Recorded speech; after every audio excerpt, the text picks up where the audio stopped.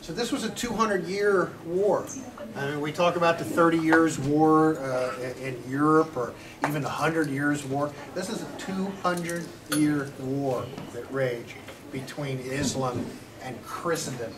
I should say, as a sidelight, though, that the lines of allies sometimes blurred, because there were times where there were Islamic caliphs who sided with the Crusaders because they were mad at somebody else that the Crusaders were fighting. There were times the Muslims were fighting each other while the Crusades were going on, so it wasn't always clear. I mentioned Jerusalem would change hands multiple times. It was Frederick II who took it back after the Muslims had recaptured it, and instead of having a big army pillage the city and kill everybody, he made a deal with a local caliph, and the local caliph said, "Cool, it's all yours, I don't want it." And he marched in unopposed into Jerusalem.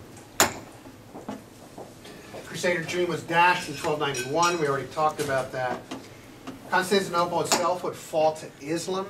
Now, way back when I was in school, this was one of those dates you had to memorize as one of the most significant dates in the history of the world. Probably today they don't even teach kids that there was a Constantinople or why it fell, but if I remember my date correctly, it was 1455. Is that right? Sounds good. 1455 that Constantinople finally fell to the Ottomans, the Ottoman Turks. So if you want to look at significance of the Crusades, there's almost 500 years Constantinople stood. It would not have stood that long if it hadn't been for the Crusades.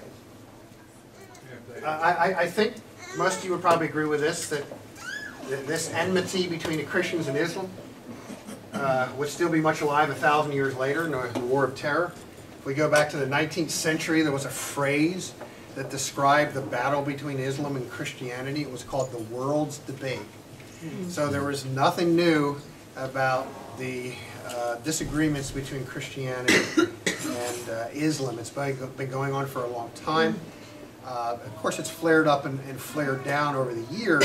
Had flared up again in the 19th century, kind of flared down again after 1918, when Allenby marched into Jerusalem. This started a new era in the Middle East where essentially there was Western rule continuously up until, maybe it started to end a little in the 1950s and the 1960s, and some of the Western oil companies were nationalized and all that. But so it's ebbed and flowed as to who's been in charge all those years. In our modern age, typically the Crusades are not talked about in polite company. They were considered to be a no-no. They're also generally considered to be a big failure. And if your standard for whether they were successful or a failure is, did the Crusaders take and keep the Holy Lands, there's only one answer: they were a complete and unmitigated failure. However, as I already mentioned, from a broader strategic point of view, they weren't necessarily a failure at all, and I already mentioned one of them. Constantinople didn't fall to the Ottoman Turks until 1455. So the Crusaders, the broader strategic perspective, they took the battle to Islam. And we have to remember that in the 7th and 8th century, Islam had taken over North Africa, most of what today we call Turkey. They'd taken over Spain. They'd gotten all the way to Tours in north central France when they were finally beaten back. They'd taken over all of the Holy Lands.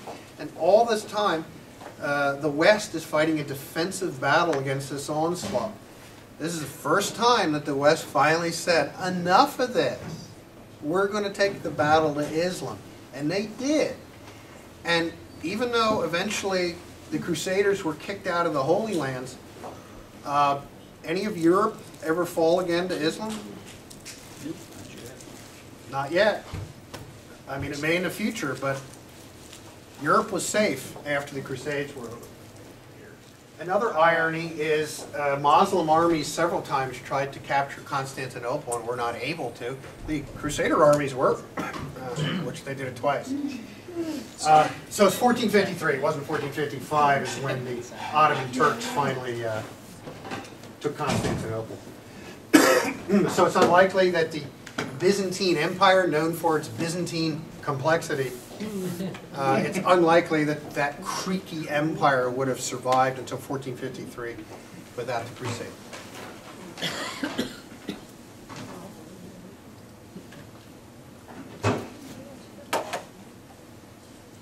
A bunch of kind of ancillary things came out of the Crusades, and here I'm expanding this beyond just the first Crusade. This is the Crusade significance. Knights Templar would go on to establish the first banking system in Europe. The first checks came into being. If you wanted to transfer 100 pieces of gold from Paris to London,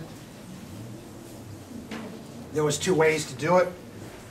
You could put together an army of 150 men who would guard you as you went from Paris to the coast, across the Channel, into London. Of course, that would cost the whole 100 pieces of gold.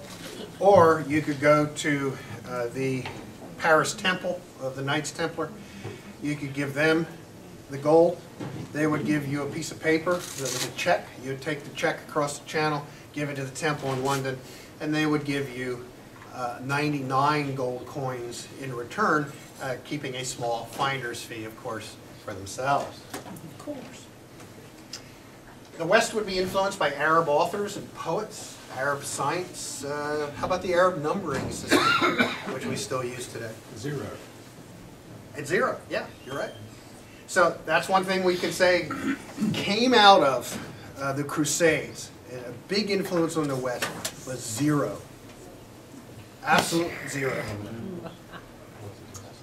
That was the next one. West would adopt the Arab numbering system. Crusades helped cause the rise of a middle class in Europe.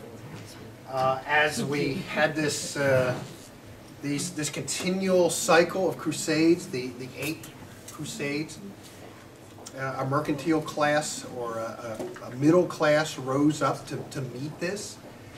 You had to have people supplying the horses and making the armor and supplying the food and all this stuff. And so it kind of ended up with a middle class growing, which was very different for Europe, because Europe had lived under the feudal system and there really wasn't any middle class. There was the guys in the nobility, and then there were the peasants. Well, now there was a whole group in the middle, and in time, of course, this group in the middle started having a whole lot of influence because they controlled most of the money. And my wife added this one, that in time this led to the rise of mercantilism, which didn't really take full flower to what, 1500s, 1600s. But if this hadn't happened, then mercantilism couldn't have arose.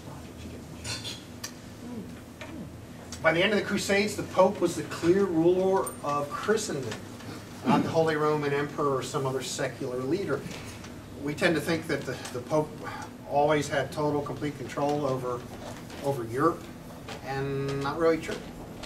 But because the Crusades crossed 3 major countries who sometimes were at war with each other, you know, England, Germany, and France, you needed to have somewhere there had to be a unified command structure, and that was the Pope. So the Pope actually, in general, ends up more powerful after the Crusades than he was before the Crusades. You can certainly trace a concept of an income tax to the Crusades. They discovered then, as we have discovered today, certainly since World War I, that it's expensive fighting them wars. It's expensive providing all the supplies and stuff to send somebody overseas to fight, even more expensive. Great strides were made in the field of nursing. I remember we had this discussion a while ago. I remember Lynette was here then. She's not here now. But I asked some folks who'd been in nursing school, and some of you have been. You were in nursing school. I said, where do they generally start the history of nursing? And the response I usually get is it's Florence Nightingale and the Crimea, right? I mean, you can make a case that nursing started with the Knights Hospitality